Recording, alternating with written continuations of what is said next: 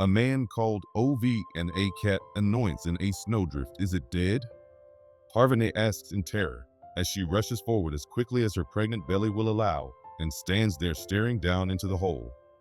I'm not a vet, Ove replies, not in an unfriendly way. Just as a point of information. He doesn't understand where this woman keeps appearing from all the time. Can't a man calmly and quietly stand over a cat-shaped hole in a snowdrift in his own garden anymore? You have to get him out, she cries, hitting him on the shoulder with her glove. Ove looks displeased and pushes his hands deeper into his jacket pockets. He is still having a bit of trouble breathing. Don't have to at all, he says. Jesus, what's wrong with you? I don't get along with cats very well, Ove informs her and plants his heels in the snow. But her gaze when she turns around makes him move a little farther away. Maybe he's sleeping, he offers, peering into the hole, before adding, otherwise he'll come out when it thaws. When the glove comes flying towards him again, he confirms to himself that keeping a safe distance was a very sound idea. But the next thing he knows, Parvane has dived into the snowdrift. She emerges seconds later with a little deep frozen creature in her thin arms. It looks like 4 ice pops clumsily wrapped in a shredded scarf. Open the door, she yells, really losing her composure now. Ove presses the soles of his shoes into the snow. He had certainly not begun this day with the intention of letting either women or cats into his house. He'd like to make that very clear to her. But she comes right at him with the animal in her arms and determination in her steps. It's really only a question of the speed of his reactions, whether she walks through him or past him. Ove has never experienced a worse woman when it comes to listening to what decent people tell her. He feels out of breath again. He fights the impulse to clutch his breast. She keeps going. He gives way. She strides past. The small icicle-decorated package in her arms obstinately brings up a flow of memories in Ove's head before he can put a stop to them. Memories of Ernest. Fat, stupid old Ernest. So beloved of Sonia that you could have bounced 5 kroner coins on. Her heart whenever she saw him. Open the door then. Parvane roars and looks round at Ove so abruptly that there's a danger of whiplash. Ove hauls out the keys from his pocket, as if someone else has taken control of his arm. He's having a hard time accepting what he's actually doing.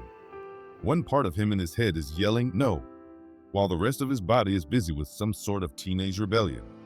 Give me some blankets, Parvane orders and runs across the threshold with her shoes still on. Ove stands there for a few moments, catching his breath. He furtively scoops up the envelope with his final instructions from the mat before he ambles off after her. It's bloody freezing in here. Turn up the radiators. Parvane tosses out the words as if this is something quite obvious, gesturing impatiently at Ove as she puts the cat down on his sofa. There will be no turning up of radiators here, Ove announces firmly.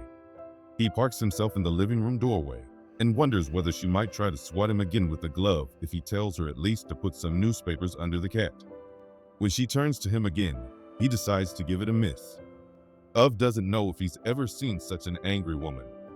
I've got a blanket upstairs, he says at long last, avoiding her gaze by suddenly feeling incredibly interested in the hall lamp. Get it then.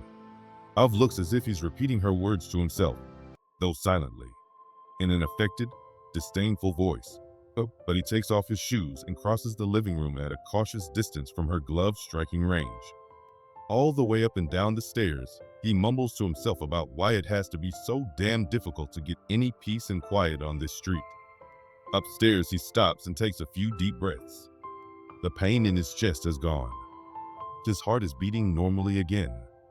It happens now and then, and he no longer gets stressed about it. It always passes, and he won't be needing that heart for very much longer, so it doesn't matter either way. He hears voices from the living room. He can hardly believe his ears. Considering how they are constantly preventing him from dying, these neighbors of his are certainly not shy when it comes to driving a man to the brink of madness and suicide. That's for sure. When Ove comes back down the stairs with the blanket in his hand, the overweight young man from next door is standing in the middle of his living room, looking with curiosity at the cat and Parvane. Hey man, he says cheerfully and waves at Ove. He's only wearing a t-shirt, even though there's snow outside. Okay, says Ove, silently appalled that you can pop upstairs for a moment, only to find when you come back down that you've apparently started a bed and breakfast operation. I heard someone shouting. Just wanted to check that everything was cool here, says the young man jovially, shrugging his shoulders so that his back blubber folds the t-shirt into deep wrinkles. Parvati snatches the blanket out of the Ove's hand and starts wrapping the cat in it. You'll never get him warm like that, says the young man pleasantly. Don't interfere, says Ove, who, while perhaps not an expert at defrosting cats, does not appreciate at all having people marching into his house and issuing orders about how things should be done. Be quiet, Ove, says Parvati, and looks entreatingly at the young man. What shall we do then? He's ice cold. Don't tell me to be quiet, mumbles Ove. He'll die, says Parvati. Die my ass. He's just a bit chilly, Ove interjects, in a new attempt to regain control over the situation. The pregnant one puts her index finger over his lips and hushes him. Ove looks so absurdly irritated at this. It's as if he's going to break into some sort of rage-fueled pirouette.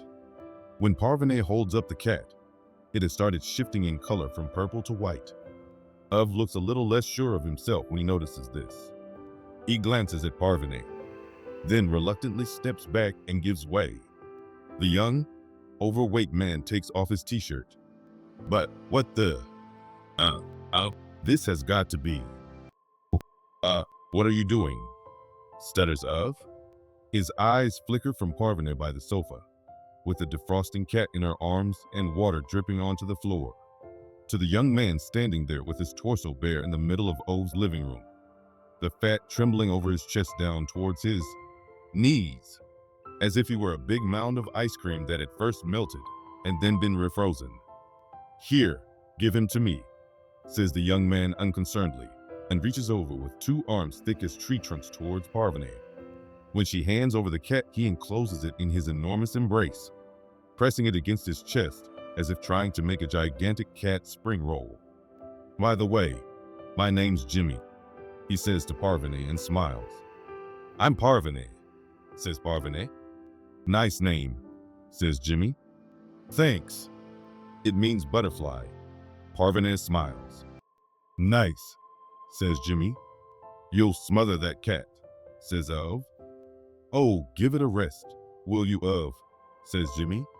I reckon it would rather freeze to death in a dignified manner than be strangled, he says to Jimmy, nodding at the dripping ball of fluff pressed into his arms. Jimmy pulls his good-tempered face into a big grin. Chill a bit, Ove. You can say what you like about us fatties, but we're awesome when it comes to pumping out a bit of heat. Parvati peers nervously over his blubbery upper arm and gently puts the palm of her hand against the cat's nose. Then she brightens.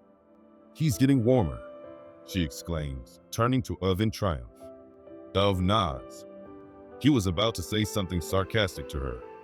Now he finds, uneasily, that he's relieved at the news. He distracts himself from this emotion by assiduously inspecting the TV remote control. Not that he's concerned about the cat. It's just that Sonia would have been happy. Nothing more than that. I'll heat some water, says Parvati, and in a single snappy movement, she slips past Ove and is suddenly standing in his kitchen, tugging at his kitchen cabinets. What the hell? Mumbles Ove as he lets go of the remote control and tears off in pursuit. When he gets there, she's standing motionless and slightly confused in the middle of the floor with his electric kettle in her hand. She looks a bit overwhelmed, as if the realization of what's happened has only just hit her. It's the first time Ove has seen this woman run out of something to say. The kitchen has been cleared and tidied, but it's dusty. It smells of brewed coffee. There's dirt in the crannies, and everywhere are Ove's wife's things. Her little decorative objects in the window, her hair clips left on the kitchen table, her handwriting on the post-it notes on the fridge. The kitchen is filled with those soft wool marks, as if someone has been going back and forth with a bicycle thousands of times. The stove and kitchen counter are noticeably lower than is usual, as if the kitchen had been built for a child. Parvin stares at them the way people always do when they see it for the first time. Ove has got used to it. He rebuilt the kitchen himself after the accident. The council refused to help, of course. Parvin looks as if she somehow got stuck. Ove takes the electric kettle out of her outstretched hands without looking into her eyes. Slowly, he fills it with water and plugs it in. I didn't know, Ove, she whispers contrite. Ove leans over the low sink with his back to her. She comes forward and puts her fingertips gently on his shoulder. I'm sorry, Ove. Really. I shouldn't have barged into your kitchen without asking first. Ove clears his throat and nods without turning around. He doesn't know how long they stand there. She lets her enervated hand rest on his shoulder. He decides not to push it away. Jimmy's voice breaks the silence.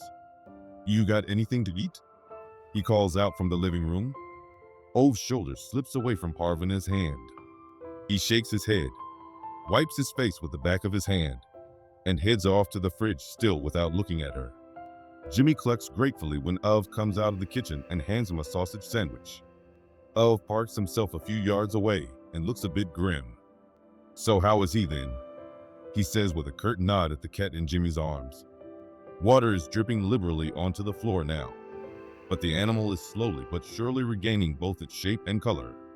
Seems better, no? Jimmy grins as he wolfs down the sandwich in a single bite.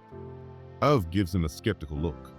Jimmy is perspiring like a bit of pork left on a sauna stove. There's something mournful in his eyes when he looks back at Ove. You know it was. Pretty bad with your wife, Ove. I always liked her. She made, the best chow in town. Ove looks at him, and for the first time all morning, he doesn't look a bit angry. Yes. See? Cooked very well, he agrees. He goes over to the window and, with his back to the room, tugs at the latch as if to check it, pokes the rubber seal. Parvin stands in the kitchen doorway, wrapping her arms around herself and her belly. He can stay here until he's completely defrosted. Then you have to take him, says Ove, shrugging towards the cat. He can see in the corner of his eye how she's peering at him, as if she's trying to figure out what sort of hand he has from the other side of a casino table. It makes him uneasy. I'm afraid I can't, she says after that. The girls are allergic, she adds. Ove hears a little pause before she says, allergic. He scrutinizes her suspiciously in the reflection in the window, but does not answer. Instead, he turns to the overweight young man. So you'll have to take care of it, he says. Jimmy, who's not only sweating buckets now, but also turning blotchy and red in his face, looks down benevolently at the cat. It slowly started moving its stump of a tail and burrowing its dripping nose deeper into Jimmy's generous folds of upper arm fat. Don't think it's such a cool idea, me taking care of the puss, sorry man, says Jimmy, and shrugs tremulously, so that the cat makes a circus tumble and ends up upside down. He holds out his arms. His skin is red, as if he's on fire. I'm a bit allergic as well. Parvin gives off a little scream, runs up to him, and takes the cat away from him, quickly enfolding it in the blanket again. We have to get Jimmy to a hospital, she yells. I'm barred from the hospital, Ove replies without thinking, when he peers in her direction and she looks ready to throw the cat at him. He looks down again and groans disconsolately. All I want is to die, he thinks, and presses his toes into one of the floorboards. It flexes slightly. Ove looks up at Jimmy, looks at the cat, surveys the wet floor, shakes his head at Parvin. We'll have to take my car then, he mutters. He takes his jacket from the hook and opens the front door. After a few seconds, he sticks his head back into the hall, glares at Parvin. But I'm not bringing the car to the house because it's prohibited. She interrupts him with some words in Farsi, which Ove can't understand. Nonetheless, he finds them unnecessarily dramatic. She wraps the cat more tightly in the blanket and walks past him into the snow. Rules are rules, you know, says Ove truculently as she heads off to the parking area, but she doesn't answer.